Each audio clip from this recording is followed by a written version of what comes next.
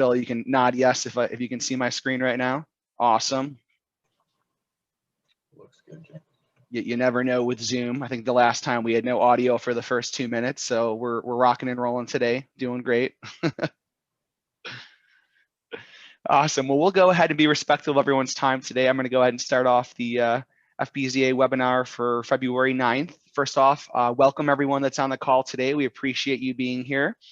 This is part of our really yearly, quarterly luncheons that the FBZA has been known for. Pre-COVID, we would meet at the Sarah Bay Country Club and have a great lunch a couple times a year and bring in some really entertaining and knowledgeable speakers to kind of expand our horizon of, Florida planning, zoning, engineering, anything like that involved. We have a lot of different members of our membership here and a lot of different members of the board. It's pretty diverse and varied, different backgrounds. So there's always something cool to learn about. As a side note, this will be worth CM credit for anyone who's seeking AICP credits. And I know that's always an ongoing fun challenge and part of all that fun requirements that we have to meet. So after this will be available through the AICP and APA website. And so you make sure you go ahead and get those credits when you can. Just kind of a plug for the group. We are a paid membership group here. So if you ever want to, or you ever have interest in joining, you can go ahead and check out our website, fpza.org. And we can walk you through all that information, or you can always reach out to myself or anyone else here on the call, and we can always talk about how to get you plugged in. And it really is a great organization that I've been involved with for going on 5 years now, so it's been fun. So I'm gonna go ahead and go to the next slide here. Just kind of as a quick plug for our awesome directing board here, you'll see some names that you might recognize from Sarasota County, Manatee County. We have members from Stantec, Kimley Horn and Associates, and hopefully I'm not leaving any other group out of that list there, but it's a very, very fantastic, diverse organization of private, public sector planners. And we're always looking for new blood and new membership. So if you ever have interest in running for the director position or just being more involved, you can always reach out to us, and we're happy to talk to you. Some housekeeping items for today. If you could please mute your microphones. Looks like everyone's doing a great job on that already, so thanks for that. You can always see the participants by clicking on the participants tab through Zoom. If you'd like, you can raise your hand for Q&A, or you can use the chat on the side. Our speakers today have said that they are okay with questions throughout the presentation. If you think you have something pertinent and you really want to know, I would still prefer if you raised your hand or just enter us on the side of the chat, and we can have one of our moderators reach out and see if the speaker would like to take a second to address that or save it to the end. And then remember to unmute and then remute your microphone once you're done. So today, what we have is the Gulf Coast chapter presenting the Legacy Trail Extension Project, a really, really cool dynamic project here in Sarasota County. The Legacy Trail, for anyone who's not familiar, obviously is a multimodal trail that runs a pretty good stretch throughout the entire county, with connectors coming on board for Northport and an extension project running all the way up into the city of Sarasota and perhaps even beyond. But I'm not the expert on that. We're going to let Ed Dean, PLA, ASLA of Kimley Horn and Associates, and Phil Reed, PE, go ahead and kind of give you that overview of this very cool project. Rails to trails, things like that we hear all those buzzwords in planning. So it's cool to see something right in our own backyard. And this is going to have a whole lot of zoning and planning implications, in the coming years here is, all these areas near the trail, what's going to happen? Are they going to develop? Are they going to change? And that's all stuff that we can consider and kind of think about as a group moving forward. So it should be an exciting time. Today's speakers, we have Ed Dean from Kimley Horn and Associates. Ed has 10 years plus of professional experience, and he earned his bachelor's from Ball State University. And I think we know a bunch of those guys around town. As a landscape architecture and analysis and lead accredited professional, Ed's worked on various projects throughout the state of Florida. He's done things from parks master plans, streetscape projects, plaza designs, and a whole lot more. And that's not even a fraction of what we can say that Ed's been involved with here in the local community. And he is actively involved in this Legacy Trail Extension project, focusing on landscape design and all sorts of other considerations. So we definitely appreciate Ed's presence here today, his breadth of experience, great knowledgeable guy. So I hope everyone really enjoys his portion of the presentation today. And then we do have Phil Reed from Kimley Horn and Associates as well. He is a graduate of Bradley University, holding a bachelor's in civil engineering. As a PE, he's also worked throughout the state of Florida here on a lot of different projects, things from redesigning roadways to really focus on safety of pedestrians, roundabout designs, which who doesn't love those in Sarasota? Those are just all the rage. And also things such as lighting designs and any other sorts of engineering considerations you might see in site and development plans and kind of some of those bigger projects. He's also actively involved in this project, and Phil is also a great guy. So I look forward to having him on the call today. And I'm going to go ahead and stop sharing my screen and let Ed and Phil pick up the ball and run with it. Ed, Phil, thanks for being here today, guys. Well, happy to be here. Let me see if I can get my screen pulled up.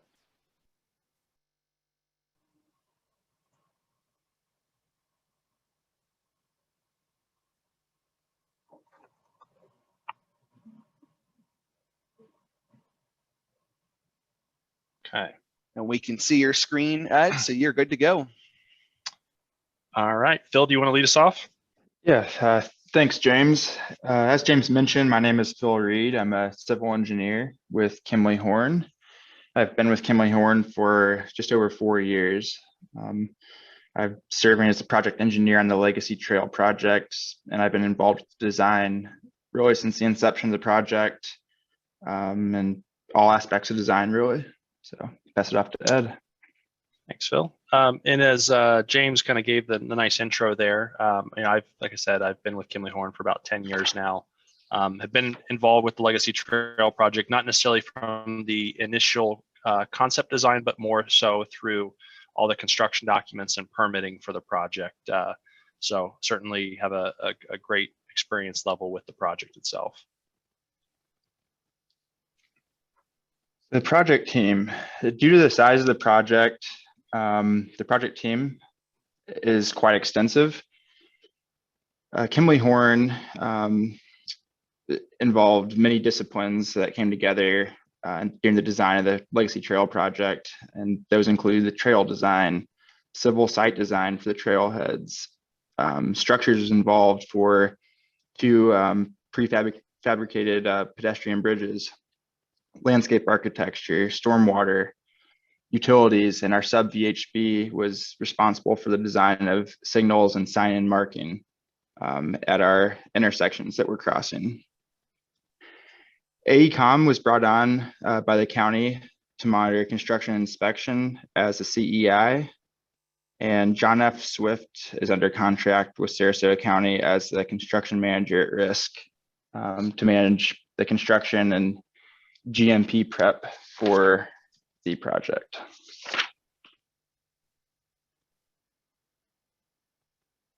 The existing Legacy Trail is an 11-mile long, 12-foot wide paved path that extends from the historic Venice train station in Venice to Culver House Nature Park in Sarasota. Kimley Horn was selected to design an extension of this existing trail north about 8 miles into downtown Sarasota. And we began the design back in July of 2019, and we're still working on 100% plans, permitting, and construction phase services, along with providing support to the contractor as they're constructing. Kind of looking back to where this project started, I just want to hit on some of the early goals that were discussed with this project. And those can really fall into what we've defined as 4 categories. What we're considering community goals, economic goals, ecological goals, and then goals that are focused on art. And some of the important ones that really kind of stand out to us is, I think, the most obvious, community goal is connecting neighborhoods, communities, and popular local destinations. This really provides a means of transportation for a lot of people. At the same time, it's a way to promote health and wellness through recreational trails, play spaces, sports courts, and exercise areas. From an economic perspective, I think one of the things we really saw the biggest opportunity for was providing these multifunctional spaces within the trailheads that might support pop-up markets and maybe local vendors. And I think the other big one there is, and James alluded to it, as you talk about the future of the corridor, increasing property values and what this does to the adjacent properties along the trail itself. From an ecological standpoint, we're looking to incorporate biodetention areas to minimize runoff and utilize some of the existing swales and waterways that exist within the rail corridor throughout the project itself, and a focus on native plant palette as we talk about reducing needs for fertilizer and the additional maintenance that comes with maybe, say, tropical plant material. Utilizing that native plant palette reduces maintenance burden on the county. And then lastly, as we talk about art, it's about providing those opportunities within the trail itself to really help reinforce the cultural identity of the county. And I think the trail itself provides a lot of opportunities for art itself. As everyone is probably aware, all projects cost money. The Legacy Trail project is funded by a $65 million bond referendum that was voted on by 71% of Sarasota County voters. And that will be repaid through property taxes over the 20-year period. That $65 million includes the design and construction for the trail, trailheads, and amenities along the trail. So the extension of the Legacy Trail extends 8 miles north into downtown Sarasota with a wider 14-foot paved path, which is an improvement over the existing 12-foot wide trail to the south. In addition to the 14-foot wide path, there's select areas where we designed a wider berm or shelf for future expansion into a bifurcated section. The trail extension is going to bring multiple benefits to the surrounding community, with more than 2/3 of city residents and workers residing within 2 miles of the trail. So a community that was once divided by railroad tracks will now be connected through an enhanced trail extension through Sarasota County. In addition, the trail is going to create a safe and convenient way for children and pedestrians to get to surrounding schools. There's actually 27 schools within a 1 mile radius of the trail and an additional 45 schools within a 2 mile radius. And there's been numerous nationwide studies that have shown multi-use trails help meet a lot of the goals that we have identified for the Legacy Trail project, including promoting local economic activity, bringing tourists into our area to utilize the trail, raising nearby home values, and promoting a healthy lifestyle.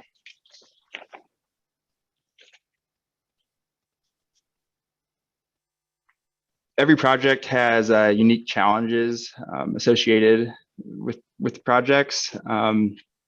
As we progressed through the design of the Legacy Trail project, we encountered multiple challenges that we had to mesh and accommodate throughout the design phase. The first challenge that we knew about before we won this project was that the existing rail corridor had contaminated soils and ballast material under the existing rail alignment, and that we would need to mitigate and cap that contamination. So we were tasked with coming up with a soil management plan to deal with the contaminated soils. And in that plan, we showed isolated areas where we would cap the ballast and contamination under the paved path to mitigate for the contamination. Stormwater modeling in Sarasota County was also a unique challenge. The trail pretty much splits all the way down the middle of Sarasota County, and it's a very unique project, and the fact that it encompasses almost all of Sarasota County. So we had to iterate the Sarasota County's stormwater model to prevent on and off site rises. And in doing that, we'd update the model as we progressed through the design of each segment. So that was a unique challenge that we had to deal with as design progressed. Being an existing rail corridor that was abandoned, there's many residences along the alignment, and with encroachments, they encroached into the CSX right away. It's a 100-foot right away. So throughout design, we were trying to avoid encroachments where possible, to limit impacts to, neighbors and native vegetation that was along the corridor. Another unique challenge was getting through the permitting process and hitting the submittal schedule that we agreed to with the county throughout the project. The coordination with SwiftMud, FDOT, city, the county, Army Corps of Engineers, all those agencies had permitting that we had to get through for all segments of this design. And that was a unique challenge to get those permits in time for construction under an accelerated schedule. And to top everything off, COVID hit right in the height of our design process. We were working on submittals for 3 separate phases of construction when COVID hit, and we shifted to the work from home environment. And we hit every submittal date that we promised Sarasota County on the schedule, due to tools such as Microsoft Teams and just extensive coordination efforts that we undertook throughout working from home.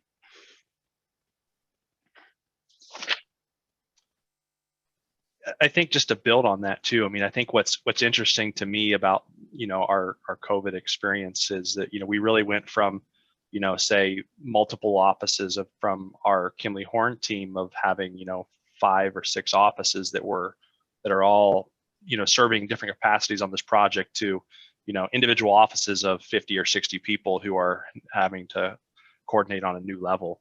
As we talk about community engagement for this project, the community engagement process started back in the fall of 2019. And this is back in the day when we weren't sitting behind computer screens looking at each other. We were actually able to gather in large groups. And so, we held a series of public workshops throughout areas along the trail itself to really hear from residents during the conceptual design of the project and then of the trailheads. And really that was to gain input on the amenities and the hardscape and the shade structures, as well as to provide that open forum for some of those residents that live along the trail, or maybe it's the family that uses the existing trail and is looking forward to having the trail closer to their home. And as you'll see here up on the screen, these are some of the boards that we had in those meetings where we were having people, provide some interaction here and give us a little bit of prioritization of, some of the things that are most important to them. And I think what you'll see is, as you look, say, at the upper left, you'll see the food truck was something that was very desired by a lot of people. Providing opportunities for bicycle training, whether it be, having some play spaces or some of the shade structures. And I think, some of those things start to jump out to us that makes it very evident as far as what kind of amenities the community is really looking for. And as Phil mentioned, given that this project was a bond referendum, I think even more importance to providing the community ultimately what they want, given that the community are the ones who voted to tax themselves for this project. But this really gave our design team an opportunity to talk directly with those trail users and the stakeholders, just to really understand what is important to them. As it relates to the project schedule, we were really looking at an accelerated project schedule with the county. The county, really wants to move this project along and really wants to see action. And so, the way that was accomplished on this project was to prioritize the expansion into 3 segments. And so I think you'll hear us talk about segments 1, 2, and 3. And really that was a strategy to help us expedite permitting on, say, segment 1 while we're still completing designs on segment 2 or segment 3. And so that allowed us to ultimately move certain areas of the project into construction at a faster pace. And so ultimately our CM, Swift Construction, is providing this project through a GMP process. And so for those who aren't familiar with the GMP is a guaranteed maximum price. And so what we've done ultimately is broken our design up into all these small segments that we're then providing over to our CM, who bundles them into a GMP package, to which they're then going out and pricing. And that pricing then is then brought back to the county to make sure that each GMP is ultimately within that overall budget that we discussed early on. But what you'll see here is GMP 1 represents segment 1, which is what is shown in green on the screen here. So that has the quickest schedule. GMP 2 accounts for segments 2 and 3, which is the red and blue segments. It also includes the trailheads at Weber and Ashton, which we'll spend a little bit more time talking about here in a few minutes. And then GMP 3 consists of the Pompano trailhead and the Northport connector. So as Ed mentioned, we have the trail broken out into 3 segments for design and construction. The first segment ranges from Proctor to Bay Vista. Segment 2 is the southernmost segment from Culver House Nature Park up to Proctor. And segment 3 is the northernmost segment from Bay Vista to Fruitville. These segments on the existing rail alignment pass through a variety of land uses, mainly residential and commercial land uses. And this is on 100 feet of right-of-way purchased from CSX by the county. The Legacy Trail has 2 main typical sections that we utilized in design. The first shown here on screen is a 14-foot trail with a 2-foot stabilized shoulder on either side. And this is typically used for the majority of the project due to the encroachments and trying to utilize existing drainage ditches and swales while minimizing construction limits and impacts to existing vegetation. Where we had a wider corridor with minimal encroachments and impacts to vegetation, we utilized this section shown on screen here, which is again a 14-foot trail with a 2-foot shoulder on one side and then an extended 12-foot shelf on the other side, which can be used in a future condition. The county can come back and pave this and provide a bifurcated trail section. If trail volumes increase at the rate that they're expected to, this will reduce congestion along the trail and make for a more enhanced user experience.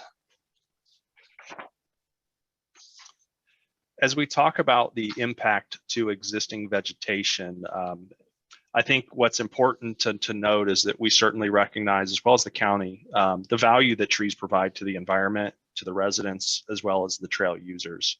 And so from the perspective of preservation, preservation at the greatest degree possible was really the approach that we took. And really the material that was removed and that is being removed is really trees that are being impacted by the ditches.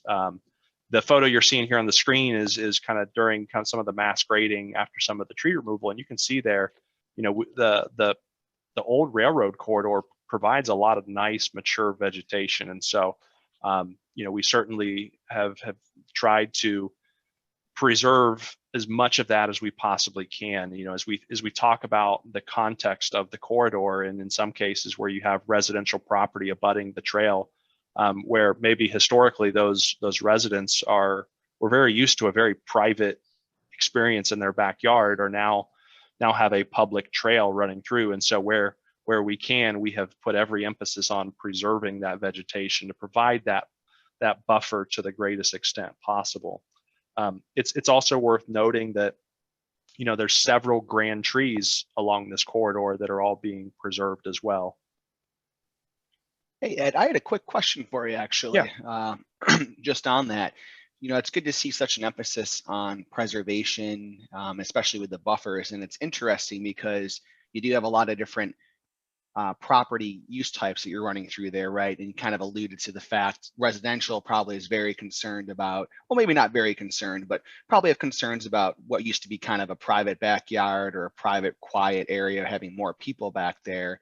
But I would imagine on the flip side, if you have any businesses along that area, they might be excited about foot traffic back on their maybe back ends of their property, which leads me to the question, has the project team heard of a lot of inquiries or thoughts about any potential, I don't know if it has to be an easement or an access off those routes into businesses along the way, or is it all being constricted to figurehead parks and entrances to the actual trail at this time? And if you don't know, that's okay. Just curious for your thoughts on that. Yeah, I mean, I think it's certainly a great opportunity. You know, I think the minute you put, you know, say a small coffee, there's an existing, say, small coffee shop that now people can ride their bike to in the mornings on a Saturday morning and get coffee. You know, that's certainly, you know, an economic boost to that small business owner. So I think there's certainly a lot of potential for that. I think, and Phil, you can correct me if I'm wrong here, but I think to date, there really hasn't been, I'll say, special access discussions with any private business owners. But, you know, I don't know that that's something that's off the table. I just don't know that that's been brought to the table to this point. But I think right now what you'll see is that access to the trail is somewhat limited to, you know, where we've got some of the road crossings as well as the trailheads that we'll talk a little bit more about. But certainly does provide a lot of value to those commercial property owners. Great, thanks, Ed. So the trail extending through Sarasota crosses 14 intersections.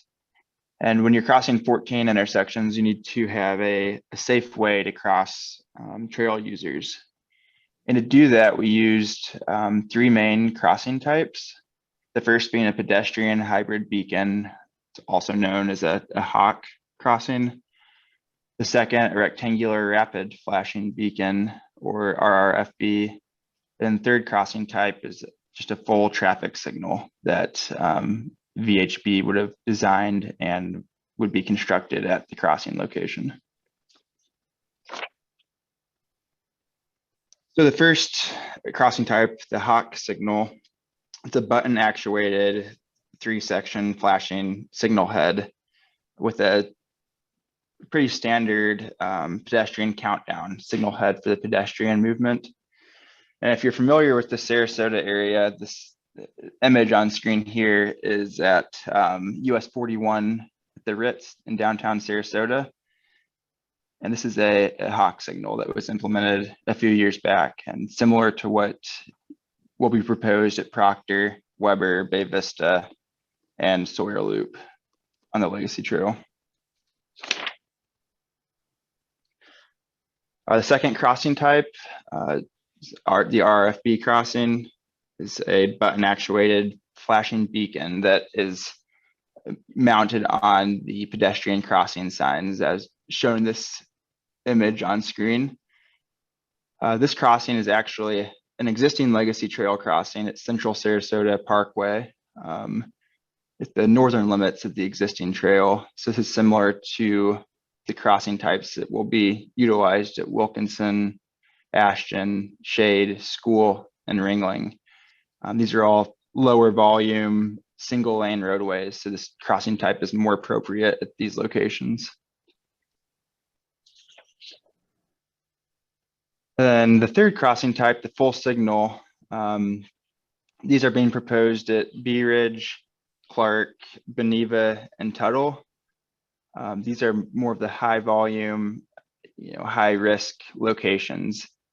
And in addition, to being a full signal in an interim condition, Clark and Bee Ridge are funded by FDOT for future overpasses similar to what is shown on this slide.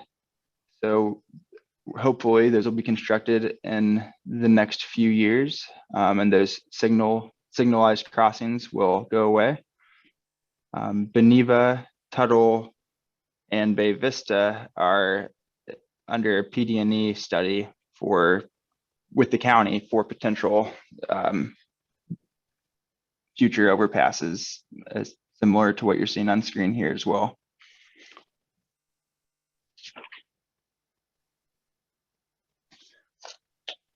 In addition to the 3 segments that we've looked at so far in Sarasota County, Northport is also getting a section of trail shown on screen here, known as the Northport Connector. This is located in the Deer Prairie Creek Nature Preserve in the city of Northport. VHB conducted an alignment study early on in the project to assist in the selection of a feasible trail route. And their study included analysis of environmental, permitting, and construction cost impacts that was presented to Sarasota County so they can make an educated selection of a trail route through this nature preserve. And ultimately, the county selected an alignment. It's almost 5 miles long, extending from the end of the existing Forbes Trail, and it extends along I-75 and turns south to run along the R36 canal, and it terminates at War Mineral Springs Park. And this path is going to include 2 pedestrian bridges that will be prefabricated, and one of those is going to cross the R36 canal, and the other will cross the Deer Prairie Creek on the northern limits of the trail here. So next, we're going to spend a little time talking about the design of the trailheads. The trailheads themselves, there's 3 of them, with the Weber Street Trailhead, which is located in segment 1, Ashton Trailhead in segment 2, and then the Pompano Trailhead in segment 3. Kind of going back to where we started with this project, this was, our look at how does programming work throughout the entire trail, as we look at this as a linear park with nodes of special interest at these trailheads. We also have the intersection crossings that we talked about, where we're providing opportunities for some seating and gathering space, as well as some rest stops along the trail itself. And so this was a look at how does the programming kind of overlay across the whole corridor itself. And this was I'll say the early look at programming. So this has evolved a little bit since then, but we're looking at the different elements such as shade and seating,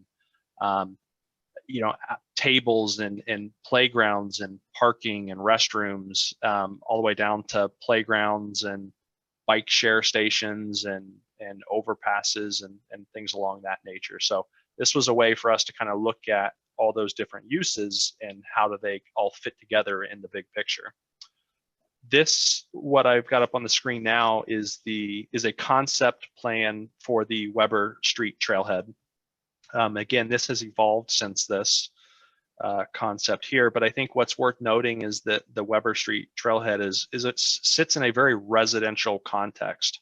So the scale of this trailhead is much more appropriate for the neighborhood setting. And then as we're looking here at this slide, this is actually the final design for the trailhead.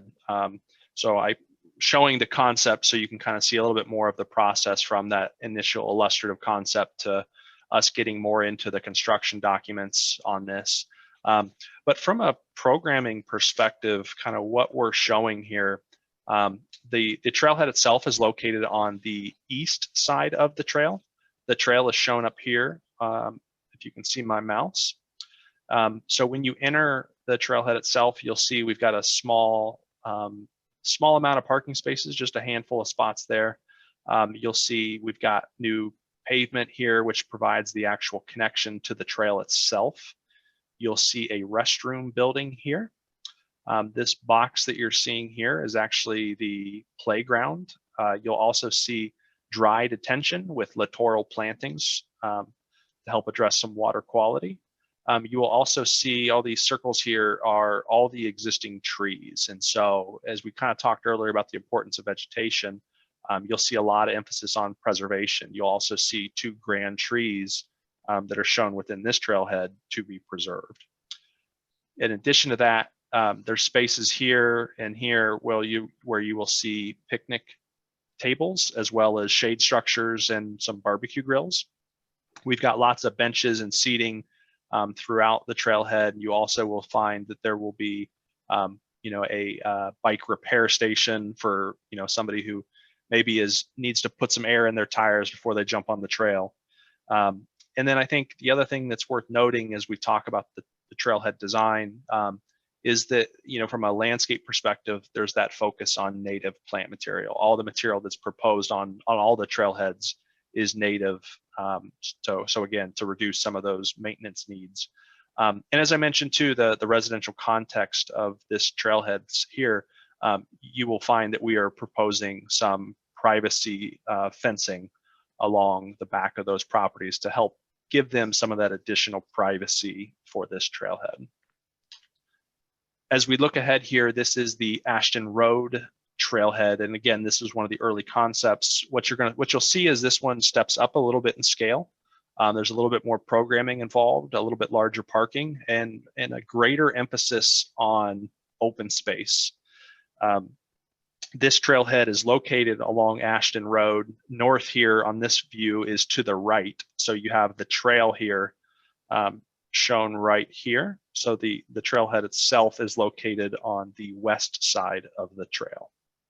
As we look at where the final design on this is at, you'll see the same kind of form and function to the space. Again, with that larger parking field, you will notice the connection to the trail runs over to this side here. You'll see the crossing at Ashton that Phil was referring to earlier. So you got the trail down here. And then you also will see again, a restroom building here. We've got very similar features such as the bike repair stations, the emphasis on native material and some of the preservation of the existing trees. You'll see another grand tree located here, which we've designed the site around so that it truly is a focal point. You'll see the playground, which is located, it's kind of tucked into this circulation path. And we also have a lot of additional shade structures. So there's a shade structure, picnic pavilion, and barbecue grill located here. You've got the same thing located here and here. You'll also see a kind of dining space that's located here. And as I mentioned earlier, what we heard about food trucks. And so this is an area where, we've integrated parking spaces that would be dedicated more so for food trucks. And we've got an event lawn here that is meant to be multi-purpose and flexible, so that there could be a local pop-up event that could occur in this space, and you could have food trucks, and it would kind of serve as a destination for trail users as well as people that may live nearby. So then as we move to our last trailhead, this is the Pompano trailhead, which is the largest of the 3 trailheads. This trailhead is located just south of the county fairgrounds. You can see here is the Babe Ruth ball fields, and the trail, you can see the railroad here in the aerial runs just on the south side of this trail. And from a overall site perspective, I think the one thing that you'll see right away, again, is that this is much larger. So as we talk about the amount of parking that is dedicated to this trailhead, it's certainly more significant than the other trailheads. You'll see there's an existing building that is being renovated into a community center. And as we continue moving toward the east here, you'll see more shade structures. You'll see start to get into a little bit more active park uses.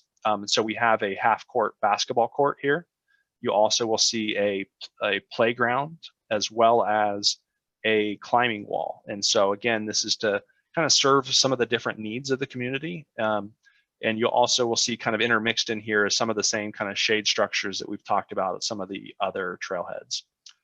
We also incorporate dry detention over in this area here. And you also will notice that there's a lot of existing trees over here. And those trees are actually to remain. So this is an area where this is historically low. So it looks like we're regrading a lot over here, but the reality is we're kind of formalizing what already exists as a natural depression into a little bit more of a formalized dry detention pond. As the thing that probably jumps out is because it takes up the most real estate is you'll see that we've got 12 pickleball courts that are proposed at this trailhead. These courts would be lighted, so it would provide play on some of the fringe hours of the day, and you'll see a central shade structure there located between the courts themselves. As you continue moving this direction, you will find we have similar to the Ashton trailhead, we have another event lawn flexible space, and this has another restroom here located for trail users. And then the actual connection to the trail is right through here, with the trail being right back here. And so you'll see again, on this one, we actually have a larger shade structure with multiple picnic tables. And another unique feature to this trailhead is actually a bike safety training course. So that's what this box is here with the storage facility.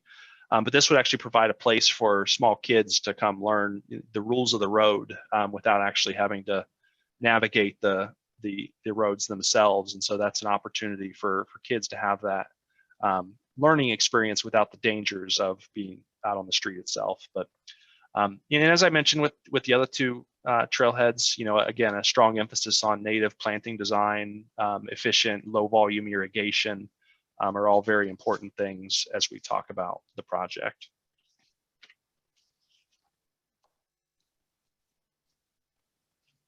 If you've driven by the Legacy Trail project, you will notice there's a lot of activity going on all three segments through Sarasota County right now. The contractors working very diligently to keep progress moving forward on the construction of the trail. Currently in segment 1, we're on track to have pavement down by the end of the spring. And in segment 2, the southernmost segment, the contractor is currently installing a reclaimed water line as well as a water main, and constructing the drainage pipe and drainage structures for that segment. And the northern segment, segment 3, the contractor is currently finishing up with clearing and installing drainage and ITS conduit in the shoulder of the typical section for that segment. So the plan is to open up the trail as each segment is complete.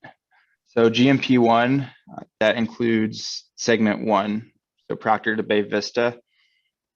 Right now, we're on track to have that complete by summer of this year. So segment 1 should be open to the public hopefully by this summer. GMP 2, that includes segment 2 and 3, as well as the Ashton Weber trailheads. That would be Bay Vista to Fruitville. That is on track to open up in winter of 2021, so this year as well. And GMP 3, that's the Northport connector segment that we looked at, as well as the Pompano trailhead that Ed was just discussing. Those are out for bidding this week. So the contractor is currently working on pulling bids together so they can take those to the board for approval. And once they get approval, a construction schedule will be developed, and we'll have a more accurate construction timeline for that GMP.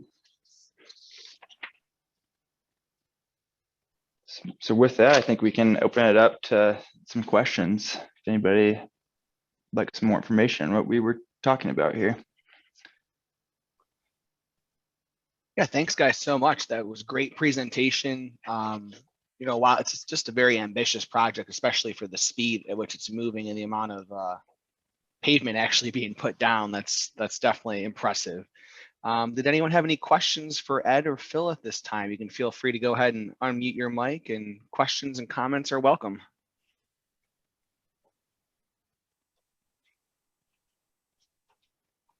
Well, I definitely have a question to start off, Ed and Phil. During kind of that public outreach process, were there any surprising takeaways? And I think, we kind of hear the same things over and over again a lot of times for usual suspect comments and whatnot, but anything that really stuck out that surprised you about things people wanted to see, didn't want to see in some of those trailhead designs? Let me think there for a minute. I think, a lot of times we hear, a lot of similar things, but, it's interesting on this project, I think because of how important it is to the community, we didn't hear as much negativity surrounding the project. A lot of the people that came out were in really strong support of it. And so I think that was one thing that was maybe a little bit different. I think, certainly there's some challenges that the project has come across, as we talk about, maybe say something like encroachments where, maybe one of the property owners had, a fence line that was built 5 feet into the corridor that now is being impacted because of the alignment. We obviously, we had a little bit of that, but I think overall, just hearing the overwhelming support for the project, and how excited people were that this was getting done, I think it's largely in part due to the success of the existing trail, and the impact that has had. And so I think it's a tangible thing for people to understand. But I mean, I would say that was probably the one thing that probably jumps out to me more than anything else. And it's definitely not lacking the pickleball courts. Maybe one day we can drop a hockey rink in there for all the up north people, but I don't know, it might be a little ambitious. Good. No, well, that's what I was going to kind of comment on. When you flashed that number, it was a 71% kind of support rate for that voting and everything. So you would think having those engagement opportunities would probably be mostly positive. So I'm glad to hear that was the case during that. Great. Do we have any other questions or comments from the group today? Hi, I have a question. Yeah, go right ahead. Yeah, I'm a community member and regular trail user.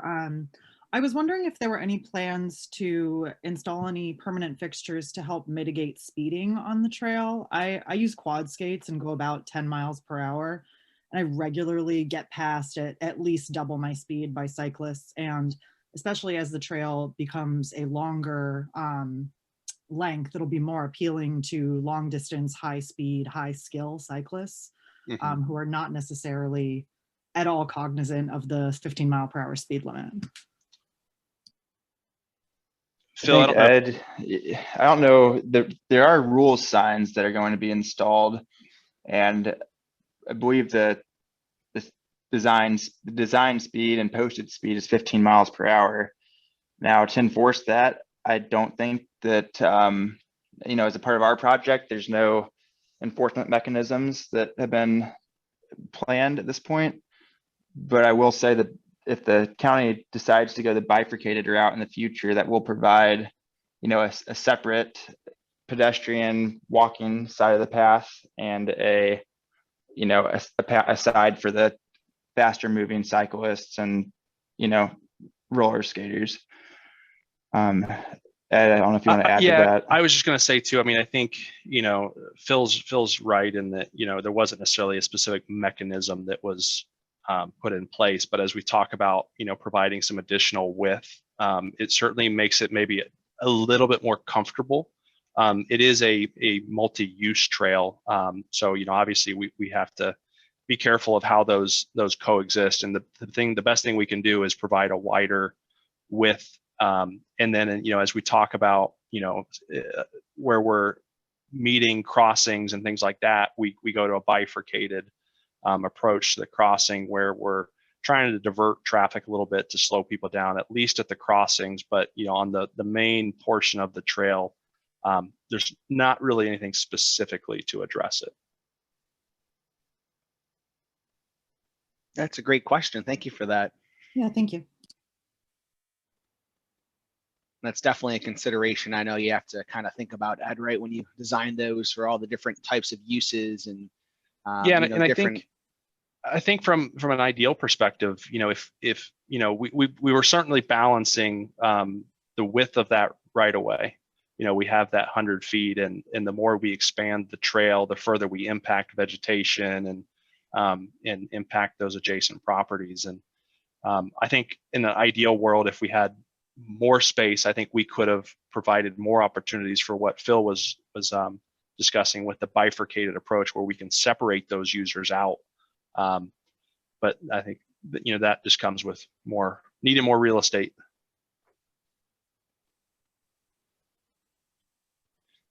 Great. Were there any more questions or comments or just curiosities today while you have Ed and Phil on the line? Hi, everyone. This is Katie Labar. This is really an amazing community asset and great work to Kemley Horn and Sarasota County and pushing this through. I was just curious to know if all of the improvements that you've shown, are they fully funded through the referendum, or are you using grant funds to leverage to bring some of these, you know, the hardscape and the pickleball courts and things like that to the community? And if you, I mean, I'm curious to know, if so, what are those funding mechanisms that are being used and leveraged to bring these assets to Sarasota County? Yeah, I'm probably not the best one to answer that because I'm not too involved on the funding side of it. But I believe the vast majority of it is funded through the $65 million bond referendum. I do believe there are a couple small grants, but I think those are mostly, you know, maybe helping fund, you know, things like playground equipment and smaller aspects of some of the trailheads that are kind of interspersed throughout the project. But the vast majority of it is coming through the bond referendum, unless Phil, you know otherwise. No, I think you stated that pretty well, Ed. The vast majority is included in that $65 million, but there are, you know, some small grants to, you know, get the final touches on some of the trailheads and, you know, the Northport Connector segment. Yeah, I unfortunately wouldn't know exactly which grants those are, but could certainly try to follow up with you if you're interested. Yeah, great question, Katie. Thank you for that. And Ed, I might have one more question for you as a zoning dork and nerd and someone who loves all the intricacies of all these projects, right? You know, as far as some of the trailheads, are we hitting in several different municipalities and having to work and collaborate with different departments throughout that? Or has it been a streamlined process? I was just curious on that. No, I mean, we're spanning multiple jurisdictions. You know, the north portion of the trail falls within the city of Sarasota, whereas the southern segments are located within the county's jurisdiction. So, you know, from a, you know, design and permitting perspective, you know, it changes in kind of how we have to handle the design of each of the trailheads and that are located in the city of Sarasota. As well as the trailheads that are located in Sarasota County. And so ultimately, you know, we've had a lot of discussions with the county because, you know, at the same time, the county is ultimately the owner of the project. And so, for example, for the Pompano trailhead, which is located in the city of Sarasota, we're meeting all of the city requirements as well as the county standards and their requirements. So for the purposes of design, we're looking at whichever is the more stringent requirement is what we're designing ultimately to. So we're kind of having to make sure we're keeping everybody happy and making sure that we're meeting all those requirements for the different jurisdictions. Great, thanks. Well, we have a couple more minutes. If anyone has any more questions, answers, comments, we can allow a few more.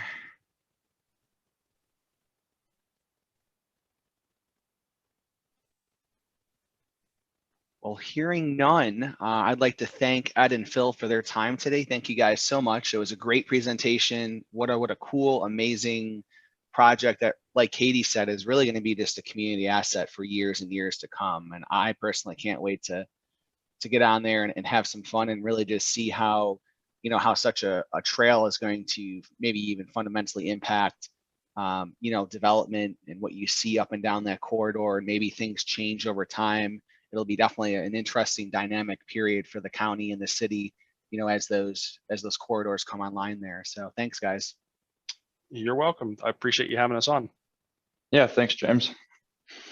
Awesome. Well, thank you for everyone for joining today. As we said, this is available for AICP CM credits, so be sure to jump online, give us a few days to go through that approval process, but you should see that most likely by the end of next week up there available. If you don't, please reach out to myself, James Zerman, or anyone else on the board for the FPZA, and we're always happy to help you figure that out. But thank you, Phil. Thank you, Ed. Great presentation. I hope everyone has a great rest of their Tuesday and a great February. Thanks, everyone. Take care. Yep. Bye-bye.